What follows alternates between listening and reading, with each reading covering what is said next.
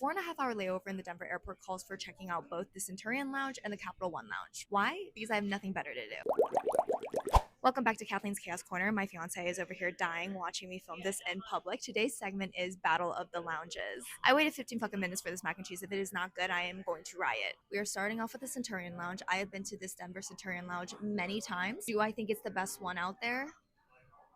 Absolutely not. This lounge always has a pasta bar. Even though there's always a wait, I will say the pasta usually hits, so let's see how this is. Low-key, my big back ass really wanted to ask for the bacon, scallions, and the pulled pork, but then I got too embarrassed, so I just stuck with pulled pork.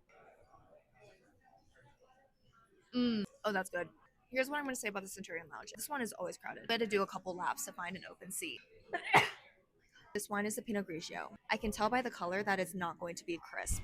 Trying to block people out in the background. We also have a chicken noodle soup bowl, which looks very good, and I forgot to grab a spoon. Ooh, I like that it's like a thick noodle.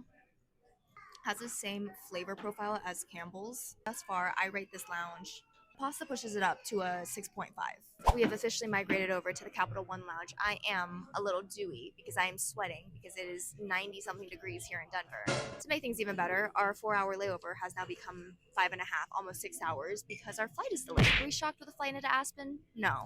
The Capital One Lounge. First of all, look at my drink.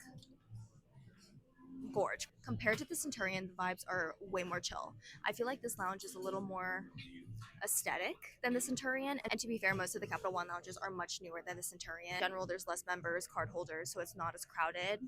I don't know how this is going to be in a year when everyone realizes that the Venture X is a fantastic card, but I will say Capital One Lounge, I absolutely love that all of the food comes in little single servings. I don't know, something about this is so much better than buffet style. The presentation of the food always looks great. I'm going to take a bite of my little charcuterie.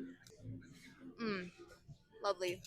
This Capital One Lounge also has a grab and go situation. Very cute and handy. I know that Delta does that too. If I am to rate this Capital One Lounge, I give it a 9 out of 10.